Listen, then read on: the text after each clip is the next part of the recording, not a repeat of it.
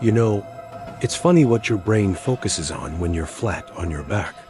For 3 days, my entire universe was the acoustic tile ceiling of room 218.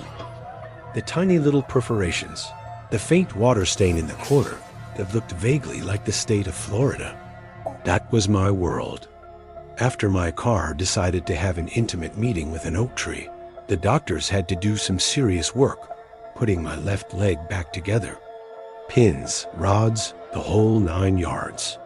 So, for the foreseeable future, I was stuck. Stuck and pumped full of some pretty high-test painkillers. The first few days are a blur, honestly. A parade of nurses, the bland taste of hospital jello, my wife's worried face floating in and out of focus.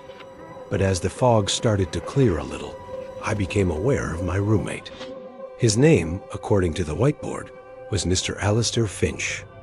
He was ancient, probably pushing 90, and as still as a stone carving. He just lay there, his mouth slightly agape, his skin like old parchment stretched over a fragile frame. The nurses would come in, change his fore, turn him to prevent bed sores, and talk to him in that bright, sing-song voice they reserve for the very young and the very old. "All right, Mr. Finch, let's get you comfortable." He never responded. Not a flicker. The day nurse told me he'd had a massive stroke. He was, for all intents and purposes, gone. A body waiting for the paperwork to catch up. For me, the nights were the worst. The daytime buzz of the hospital would die down, leaving only the hum of the machines and the distant echo of a PA announcement. Sleep came in jagged fragments, broken by nurses checking my vitals or the throbbing ache in my leg. It was during one of those late-night stretches, probably around the 4th night, that I saw her for the first time. The clock on the wall read 2:17 a.m. The only light in the room came from the faint, green glow of the monitors and the sliver of hallway light under the door. I was just drifting, halfway between a dream and the dull reality of my pain, when I heard a soft click. The door, it opened so slowly, so silently, that if I hadn't been looking right at it, I would have missed it. A woman slipped inside and closed it just as quietly behind her. She wasn't a nurse. Her clothes were dark, like something you'd wear to a funeral, and she didn't have that confident, squeaky-shoed stride of the hospital staff. She moved with a strange, gliding grace. She was older, maybe in her late 60s, with her hair pulled back in a severe bun. In the dim light, her face was all sharp angles and deep-set shadows. She completely ignored me, her attention fixed solely on Mr. Finch. She went to his bedside and just stood there. For a full minute, she just watched him, her head tilted slightly. Then she reached out and placed her hand on his forehead. It wasn't a comforting gesture. It was methodical, like she was taking his temperature, but her hand stayed there, unmoving. Then she did the strangest thing. She leaned in close, her lips almost touching his ear, and she began to whisper. I couldn't hear the words, just a low, sibilant hiss, like dry leaves skittering across pavement. It went on for what felt like an eternity. While she whispered, her other hand rested on his foredrip, her thumb stroking the plastic tubing in a slow, steady rhythm. Then, as silently as she arrived, she straightened up, gave him one last long look, and slipped out of the room. The door clicked shut, and I was left in the buzzing silence, my heart hammering against my ribs. The next morning, I was groggy, and my leg felt like it was on fire. A young, cheerful nurse named Brenda was checking my blood pressure. "Hey, Brenda," I said, my voice raspy. "Who was that visiting Mr. Finch last night?" She frowned, pulling the cuff off my arm. "Visiting? Honey, Mr. Finch doesn't get visitors. Hasn't had one since he was admitted. His family all live out of state." "No, she was here," I insisted. Around 2 a.m., an older woman, dark clothes. Brenda gave me that gentle, patronizing smile. The pain meds they have you on are pretty strong. It's really common to have vivid dreams, even waking ones. Don't you worry about it. I wanted to argue, but what could I say? Maybe she was right. Maybe I dreamed it, but it felt so real. That day, Mr. Finch took a turn for the worse. His breathing became shallow, and one of the machines by his bed started beeping erratically. Doctors came in, looked at his chart, and had a hushed conversation. I heard phrases like multi-system failure and just a matter of time. I felt a pang of sadness for the old guy, this silent companion to my own misery. That night, I fought to stay awake. I pretended to be asleep, my eyes barely slitted open, watching the door. And sure enough, at 2:20 a.m., the handle turned. She was back. This time, I got a better look. She had a small, worn leather bag with her. She repeated the same ritual, stood over him, placed a hand on his forehead, and began to whisper. But tonight, it was different. After a moment, she opened the bag and took out something. It was a small, dark glass vial.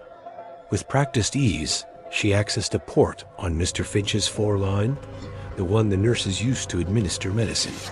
She attached the vial, and I watched as the dark liquid inside slowly wickered down the tube, a single black tear making its way toward the old man's veins. My blood ran cold. This wasn't a dream. This was happening. I was watching a woman poison my roommate. I fumbled for the call button by my bed, my hand shaking so badly I could barely grip it. My thumb hovered over the red button. What would I say? There's a ghost in my room killing the old man? They'd think I was crazy. They'd sedate me. She'd be gone by the time they arrived. So I just watched, paralyzed by fear and indecision. She finished her work, packed up her little bag, and gave Mr. Finch one final lingering look. It wasn't a look of malice or even pity. It was proprietary, like a collector admiring a prized specimen. Before she left, she turned her head, and for a heart-stopping second, her shadowy eyes met mine across the dark room. She didn't look surprised. She just gave a slow, deliberate nod, a silent acknowledgement. Then she was gone. Mr. Finch died an hour later. The machines went crazy. Nurses rushed in, and it was all over very quickly. They drew the curtain around his bed, and in the morning, an orderly came and took the empty shell of Alistair Finch away. I was a wreck. I told Brenda what I saw, more frantic this time. She got the head nurse, a stern woman named Carol, who listened with a clipboard pressed to her chest. She asked me again about my medication, about my pain levels, about any history of anxiety. It was clear they didn't believe a word. They saw a traumatized patient, doped up on morphine, having a psychotic episode. They sent a psychiatrist to talk to me. I tried to explain, calmly at first, then with rising panic, that a woman was coming into the rooms at night. He just nodded and wrote things down in his notepad. Grief transference, he called it. Hallucinatory projection. They moved a new patient in that afternoon. A guy named Frank who'd had his appendix out. He was chatty and cheerful, and for a few hours, the sheer normalcy of it all calmed me down. Maybe I was crazy. Maybe it was all a drug-fueled nightmare. I wanted to believe that more than anything. But that night, I couldn't sleep. Every creak in the hallway, every shadow, sent a jolt of terror through me.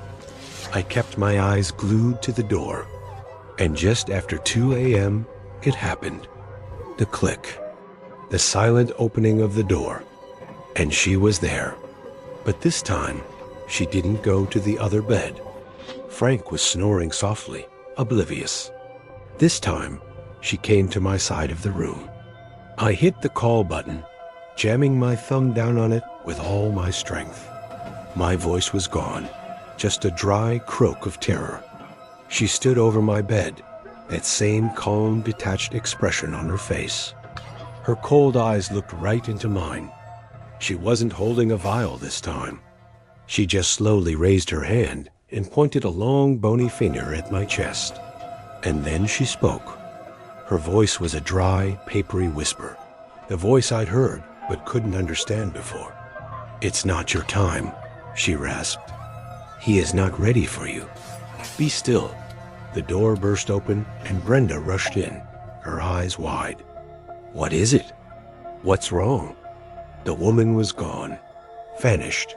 The room was empty except for me, Brenda, and the sleeping form of Frank. I was hyperventilating, pointing at the empty space where she had stood. She was here. She was right here. That was it for them. They moved me to a private room immediately. They upped my sedation. My wife came, and I sobbed as I tried to explain. But even she looked at me with pity, not belief. They kept me for observation for 2 more days, and every night was the same agonizing wait, but the woman never came back.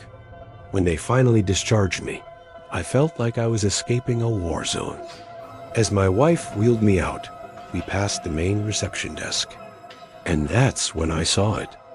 On a large corkboard, there was a memorial display, in loving memory of our dedicated volunteers.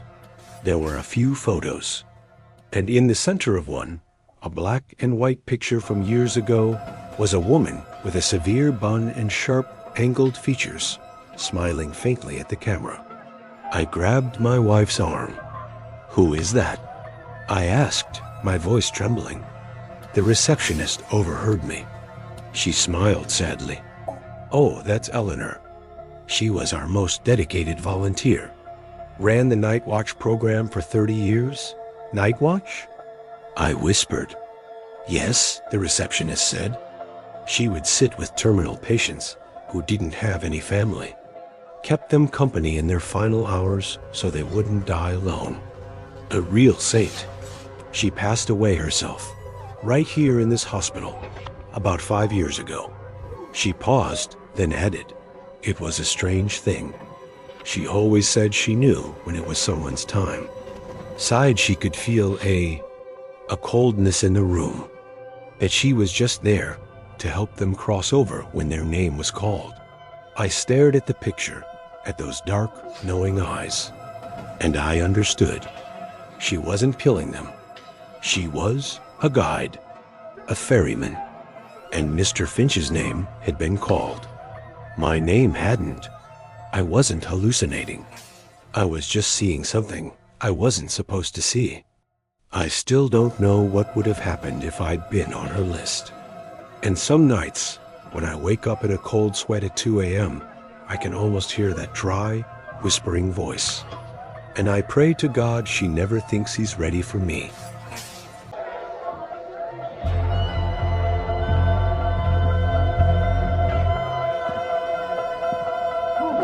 You know that specific kind of quiet that only exists in a hospital after midnight? It's not a peaceful quiet. It's a heavy, humming silence, filled with the potential for something awful to happen at any second. For a year, that was the soundtrack to my life. I was 20, trying to pay my way through community college, and I landed the cushiest, most mind-numbing job you could imagine. Night shift courier at Northwood County General. My job was basically to be a human dumbwaiter. I'd get a page, go to a lab or a nurse's station, pick up a file or a baggie with a biohazard symbol on it, and push my squeaky little cart to another part of the hospital. That was it. Northwood was one of those old, sprawling hospitals built in stages. You had the new, gleaming A wing, and then you had these long, rambling corridors that felt like they hadn't been updated since the 1970s. Yellowing walls, flickering fluorescent lights, the whole creepy shebang. My route took me everywhere, but my main hub was in the sub-basement, where they kept the long-term archives, medical records, a vast, climate-controlled library of human misery. It was down there that I got to know Marcus. Marcus was a janitor, a lifer. He'd been mopping those floors for 40 years. He was a quiet guy, kind of shuffled when he walked, but he was full of stories about the hospital's history. He's the one who told me about the south wing. The basement was a labyrinth, but there was one corridor, way in the back past the boiler room.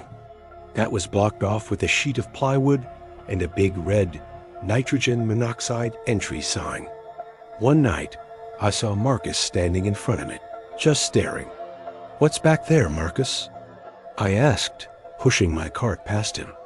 He flinched, like I'd woken him from a trance. He looked at me with his weary, bloodshot eyes. "You don't want to know, kid. That's the old south wing. The snake pit, the snake pit? Psychiatric ward," he mumbled, turning back to his mop. "From way back. They did bad things in there. Real bad. Shut it down in the 80s after some doctor went too far. Boarded it up and tried to forget it ever existed. Of course, telling a bored 20-year-old kid not to go somewhere is like putting a plate of cookies in front of a toddler and saying, 'Don't touch.' It became an obsession. The plywood was old, and after a few nights of poking and prodding, I found a spot where the nails were rusted through. A good, hard shove and a god-awful screech of tortured wood, and now I was in. The air hit me first. It was thick, stagnant, and cold, with a metallic smell of rust and decay. My phone's flashlight cut a nervous beam through the darkness. It was a time capsule. Old gurneys stood like skeletal sentinels in the hallway. Doors to patient rooms hung open, revealing small, tiled cells with nothing but a rusted bed frame and brackets on the wall where restraints would have been. It was horrifying, but the most interesting part was the doctor's station. The floor was littered with water-damaged papers and smashed vials, and in the middle of it all was a heavy metal filing cabinet. It was locked, of course, but the flood that had clearly ruined most of the paper records had also rusted the lock mechanism. A few good yanks with a pipe I found in the boiler room, and the drawers groaned open. Inside were patient files, not like the modern ones I was used to. These were thick manila folders, with typewritten notes and chilling, black and white photos of the patients stapled to the inside. The name on most of the files was Dr. Elias Thorne. According to the notes, he was experimenting with something called cyclic memory therapy. It sounded harmless enough, but as I read, a knot of ice formed in my stomach. His notes were less like a doctor's and more like a madman's journal. He wrote about excavating the psyche, of erasing trauma by reliving it in a controlled loop. His patients were all severely disturbed individuals, schizophrenics, violent offenders. And his therapy involved a cocktail of electroshock and powerful, untested hallucinogens. One file in particular caught my eye. A patient named William Acker. The photo showed a man with haunted, terrified eyes. Thorne's notes on him were extensive and increasingly unhinged. He believed Acker was faking his catatonia, that he was hiding a core personality of pure evil. The last entry was dated October 31st, 1982. It read, Session 14. Breakthrough is imminent. William resists, but the cycle must be completed. He needs to see what he really is. I will guide him tonight. We will descend together. There were no more entries. For William Acker, or for anyone. That must have been the night it all went wrong. The night the ward was shut down. I shoved a file in my backpack, my morbid curiosity satisfied. I got out of there, my heart pounding, and managed to wedge the plywood back in place. It was just a creepy piece of hospital history, right? That's when things started to get weird. A few nights later, I was doing a pickup on the 4th floor. I sent the elevator down and was waiting in the empty hallway when I heard it. A phone ringing, but it wasn't a modern, chirping ringtone. It was an old, shrill, metallic brrring, the kind of phone you see in old movies. It was coming from the nurse's station, but there was no phone like that there. The sound seemed to be coming from the walls themselves. It rang 3 times, then stopped. Then the pages started. I'd be in the basement, and my pager would go off. But instead of a room number, it would just be a string of numbers.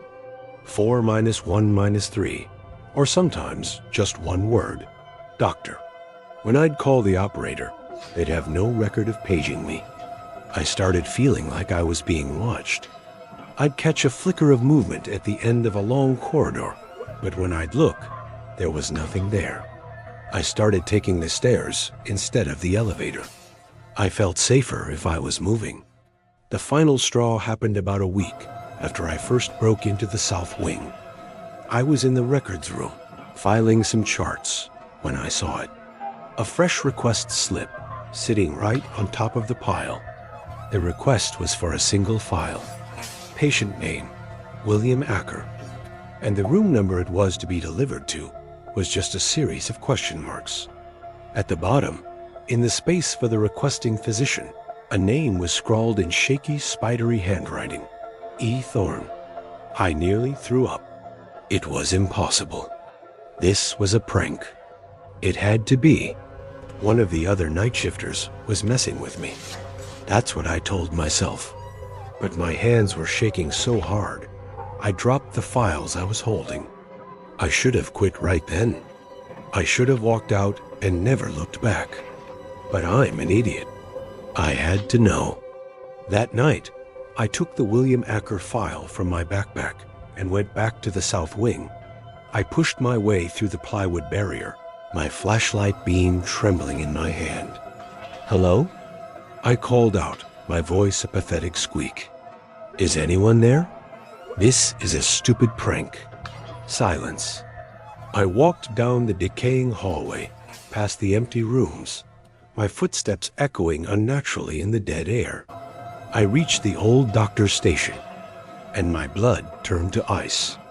The filing cabinet, the one I had forced open, was now closed.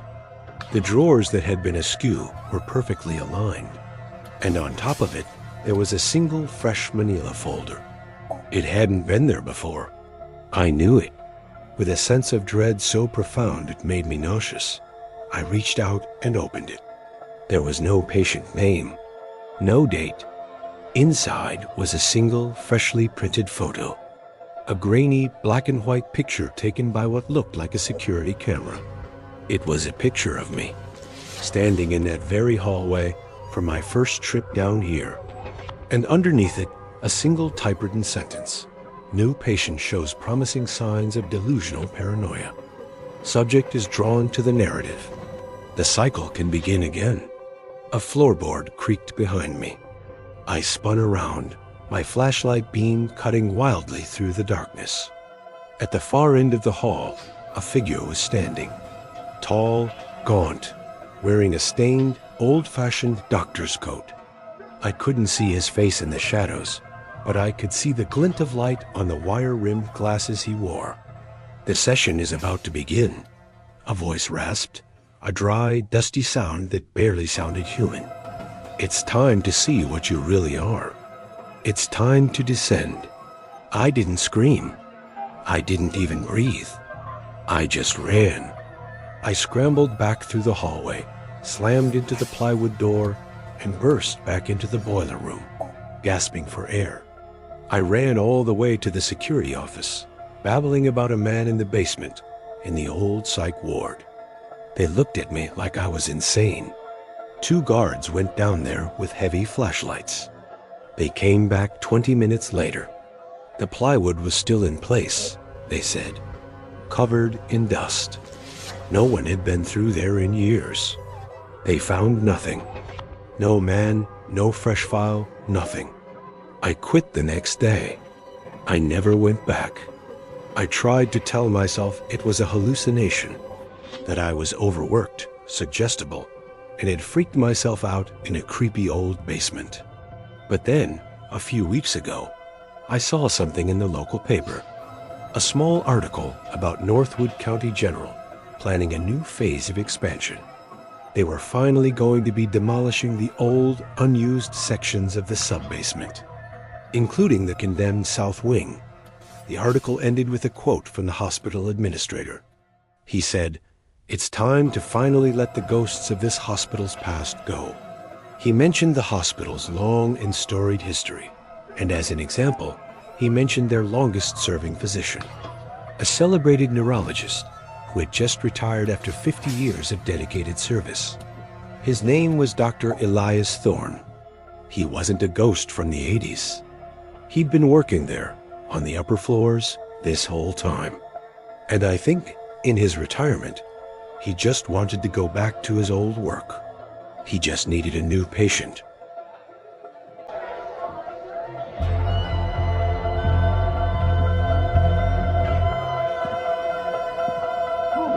They don't tell you in nursing school what the hardest part of the job is.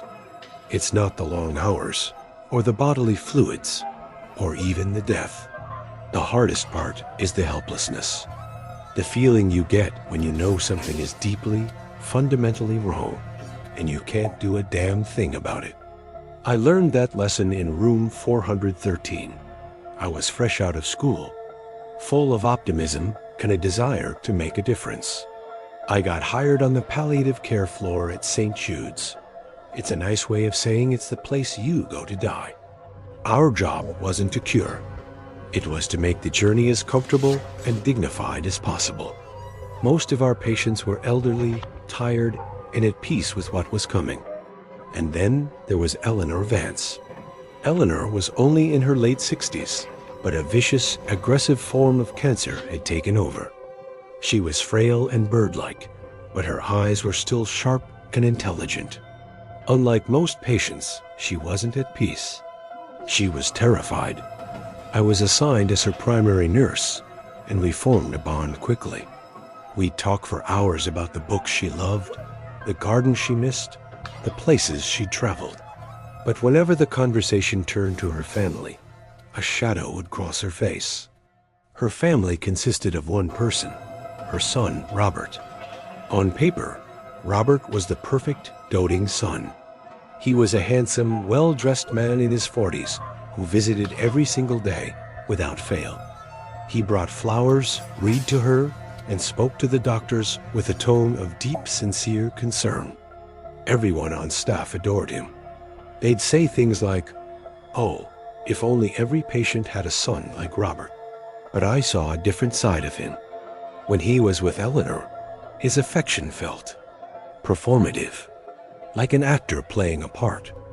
And I noticed how Eleanor would flinch, just slightly, when he touched her hand.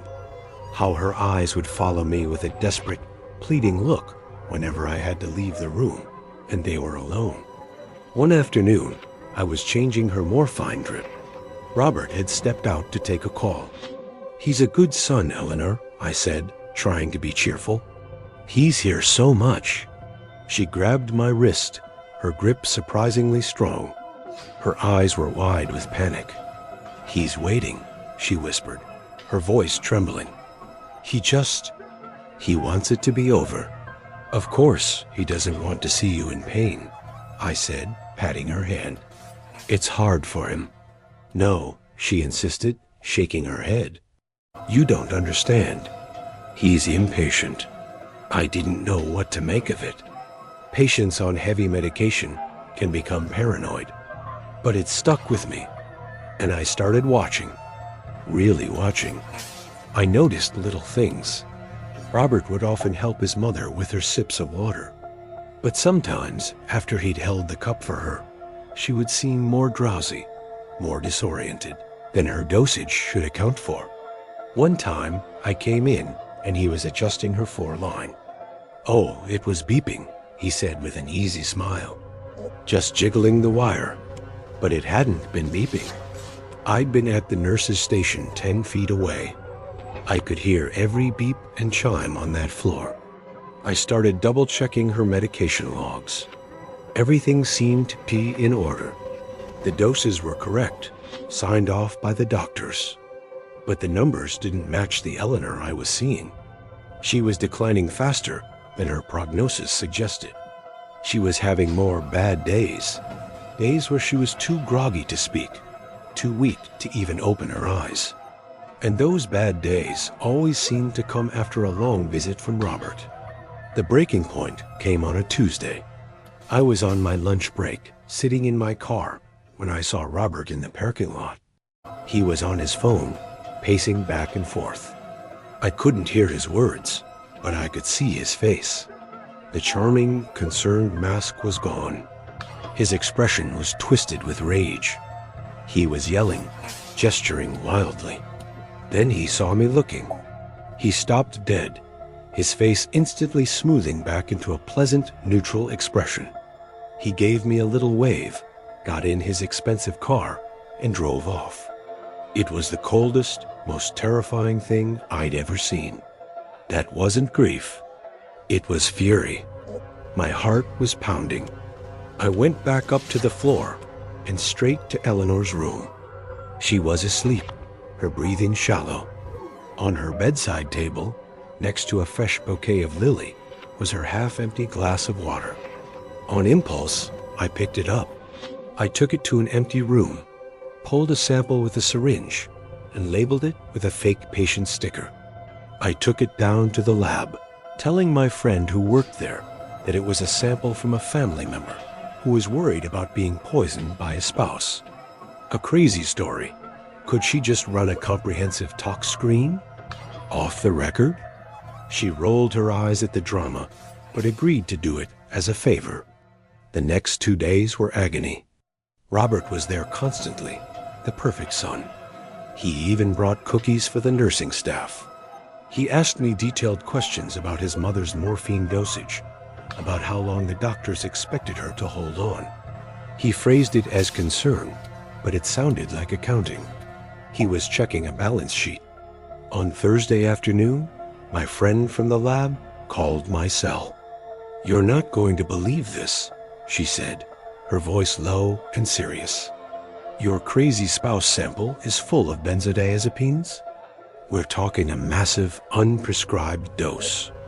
Not enough to kill someone healthy, but for an elderly patient on heavy opiates, it would cause respiratory depression, extreme sedation.